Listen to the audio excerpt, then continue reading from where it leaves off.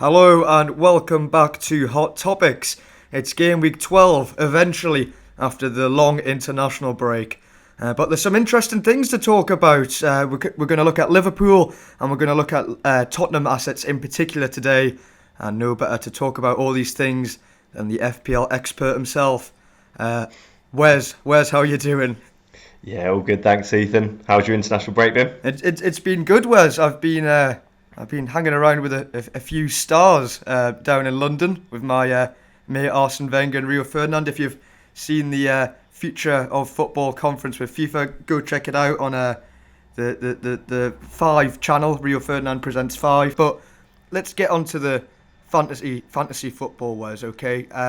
The big news that's been going on is that Andy Robertson, playing for Scotland the other day, looked to have gone off with a hamstring injury. It's not been confirmed yet.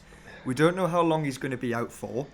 But if he is ruled out for game week 12 and maybe a few more game weeks thereafter, do you think our friend Kostas Tsimikas, if that's how you say it, could come back into our thoughts? Yeah, it was nice pronunciation there. It's definitely better. I won't try to attempt it. Yeah, he's obviously 3.9 million, which is amazing value for a Liverpool defender. It is one of those where we have to stress, like you've already said, but I will just double down on it. Wait for injury news, press conferences that are going to come out in the next couple of days or whatever about that. It could be, if Robertson's fine, then okay, we don't go there. But if he is, obviously, his points per match, Ethan, have been really good, and yeah, he's an option that for me.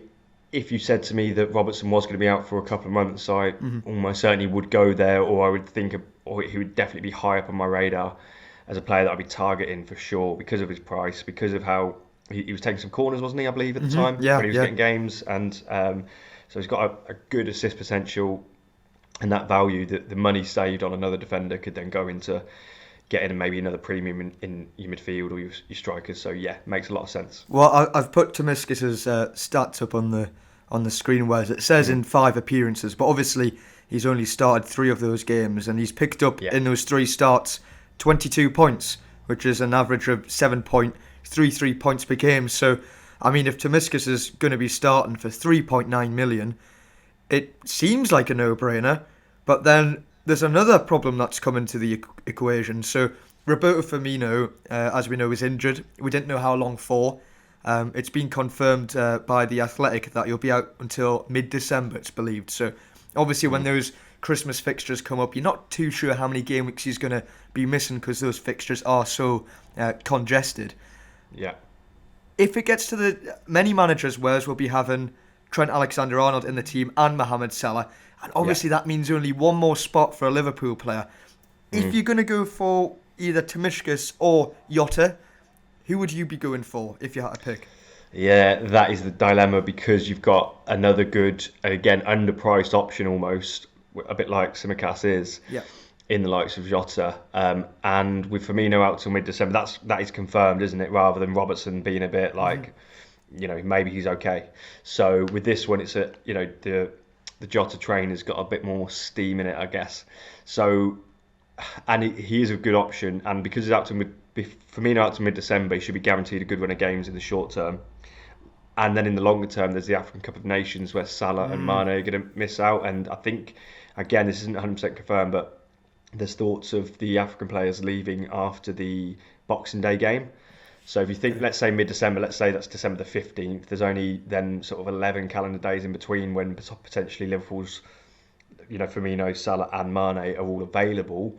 So, you could even hold Jota for that whole period until maybe, whenever Mane and Salah return. So a good chunk of the season, you could have Jota in, rather than normally Jota's an option where you're kind of thinking he's usually only a really short-term pick, and that as soon as Firmino's back, there's going to be too much rotation. You have to ship him on. Yeah. Whereas now we might have a chance of getting Jota in for obviously a cut price, 7.5 million, and a really good goal scorer. He'll be playing as one of the front 3, maybe even the central player for Liverpool, but he's obviously down as midfielder, so the extra point for a goal, clean sheet, and could really, really do the business there.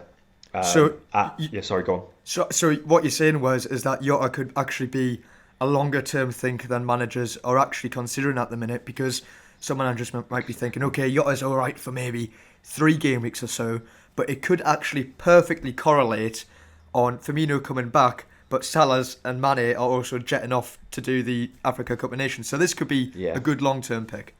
It could be, mid-December. What does that mean? Maybe that means something like the 20th or 21st of December, or then maybe he gets a little bit of a setback. So, Firmino's first game back might be Boxing Day. Mm-hmm. That might be Salah and Mane's last game. So you might only get, Jota gets rotated for one game in that period. But then you've got Jota as a starter for Liverpool for maybe 9 out of the...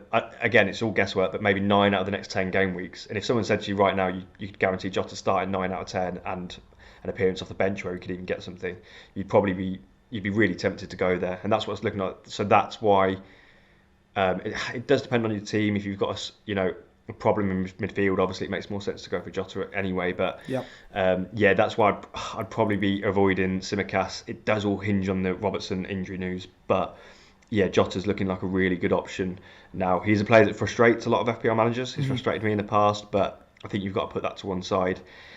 If the stars are aligning with injuries and the African Cup of Nations. Yes, this is a decision to make in the next couple of days once we've waited for those for the Liverpool press conference and we have confirmation on that. So I would say hold your horses, but if we're going to be looking at in that midfield area, Wes, and we've looked at Jota, who we think's a great option, what about Heung-min Son? We talked about him, I was going to say last week, but last game week, and it was disappointing for those who brought him in game week 11 because Tottenham didn't have a shot on target against Everton, and that was for the second week running. And obviously, that was Antonio Conte's first game. He may have not got his ideas across yet. Most certainly hasn't, because I assume he doesn't want his players not to be having shots on target, not having shots on target. So, what's your thoughts on Heung-min Son or Jota? Would you sway towards Son or the other one?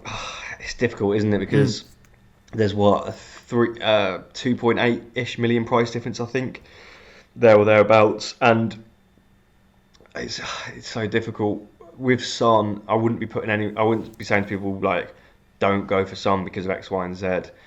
I think he is a good option. He's proved himself over the course of the season, despite Spurs' tough start under Nuno. But like you said, no shots on target. Is Conte concentrating on making sure their leaky defence is sorted first? Is he building a solid foundation, going for clean sheets? It's too early to tell, isn't it? No shots on target for just that one game. It doesn't mean It doesn't mean anything really. No. So it's a tricky one. It then comes into the debate of, do you want, the Son? If you're considering Son for your team, then you might only want one of between Kane and Son, potentially. Okay. They have obviously got a really good fixture run, as most people know now, but have a look at that if you haven't already seen it. Really good fixture run for Spurs. They are tempting. They're proven assets as well, Kane and Son, aren't they? In terms of over the years. Right now, they're obviously not doing the business for their club teams. Their club team, I should say. So it's a difficult one. It is a difficult one, that one. And if we're talking about Son versus Jota, I think for the price saving, and I think for the fact that Jota's going to get a decent run of games, I'd kind of favour him. And I haven't got a Spurs asset in my team yet. If I was trying to get one in myself, I'd possibly go for Kane. Okay. It's tough though, this one. It is tough. There's no right or wrong, of course.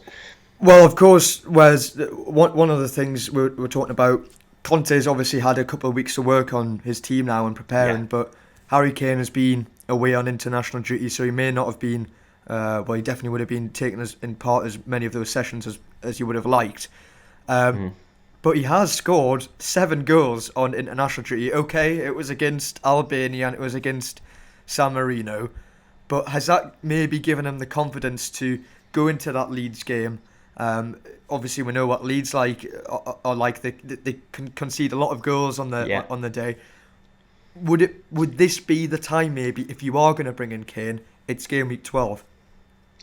Yeah, I think if it's possible, I think there's some talk about, is it worth a -4 to get in Kane, taking out, maybe you can't quite afford the Vardy to Kane switch. Vardy's been fairly disappointing. Yeah. But then you've got to take a -4. You've got to maybe weaken another area of your team. So there's lots of factors in this. It's not just a case of Kane, yes or no. It does depend on a lot of things. So I think Kane will probably do quite well this game week, for example. But I can't see me squeezing him into my own personal team. So yeah, for me, I don't know, maybe being a bit cautious, but with Spurs, I just want to see more from them. Like I say, Everton have been conceding a fair amount of goals, but then they couldn't do anything against them. Yeah. Leeds now, they have got good fixture runs, so they they should be able to turn it around. Like you said, Conte's been with the longer Conte's there, that they should improve sooner rather than later. But it's tough with both of those guys with their price tags. Do you want to be taking a gamble on them finding their shooting boots under Conte straight away, or do you want to actually wait for a game where you watch it and think, right, Spurs are back and now I can jump on. Yes, I've lost out on a few points. Kane and Son have maybe this is the weekend where I watch Spurs and I say, okay, they're looking good again. I'll jump on them. I've missed out on a few points from Son or Kane, but now I can watch that game and I can figure out who I want out of the two. Yes. And then I can get a plan to get them for free without taking a -4. Because, like I said, a lot of people will be considering taking out a good striker like someone like a Vardy, who could even score himself, for someone who is in really poor club form. But back to your point about the San Marino and Albania thing, yes, they're easy games for Kane and England. I get that, but he still had to put the ball in the back of the net, and he's done that. A hat trick followed up by 4 goals. A couple of pens in there, of course, but yeah, still, it is a very good sign that he's scoring goals for England. I'd say that mentally, there's a lot of talk about mentally. Kane's not been at the races because of the Man City saga, because of maybe the England Euros final disappointment as well. I know that's been used for some other England players, so I think that could potentially be behind him, and that's only a good thing for Kane. So he's definitely less of a gamble now, and those international goals, for me, so not owning him, it's a bit like, oh, I kind of wished he had a poor international break, if you know what I mean. Just so I didn't have to think about worry of it. Yeah, an informed Kane is a scary prospect, and one of my, I love Harry Kane in FPL. But yeah, I think I'll probably give both Spurs assets one more game, and then see if I want to bring them in. Well, I think another good point is we talked about this again in Gameweek 11, that Conte wants to play Harry Kane more in the box, and if you have a look at his touch map, Kane is not in the box an awful lot. We saw this under Mourinho, but it did work under Mourinho, where he was dropping back and he added a lot of assists to his name as well. He got the most assists in the previous Premier League season. But now he's been in the box, and Southgate was playing him in the box in these 2 fixtures, and he was dangerous. And again, we can talk about the opposition not being of a great calibre, but I mean, if you can stick it in the corner of the net like he was, not many goalkeepers are going to be saving shots like that. And surely that's what you need to get back in form. You need your striker in the box, and he wasn't doing that under Nuno, and now he's going to be there again. This is surely the time where he's going to be bouncing back. Yeah, and there is, if you are going to do it, Leeds it's definitely not a wrong decision to bring him in for Leeds, because I think Leeds are up there for like the most shots on target conceded. I know that Melio's made a lot of saves, so they're conceding a lot of shots on target. And we know from last season as well, they conceded a lot of goals on this season too. So yeah, like I said, they could both do well this week. There's no reason not to bring them in. It just depends on your team setup, who you want to take out. Do you want to take a minus for them? Do you want to wait and see? Maybe Son starts playing really central and being the one who's looking like the massive goal threat, and Kane's dropping a bit deeper. Then you might think, oh, okay, Son's the one to get.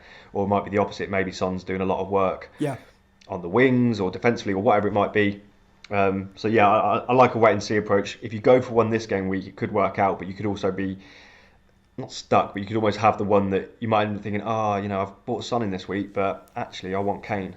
Whereas for someone in my position who's going to wait and possibly save a transfer, what I can do then is pick whichever one I want for the future and be more confident in that decision rather than a bit of a guess between the two.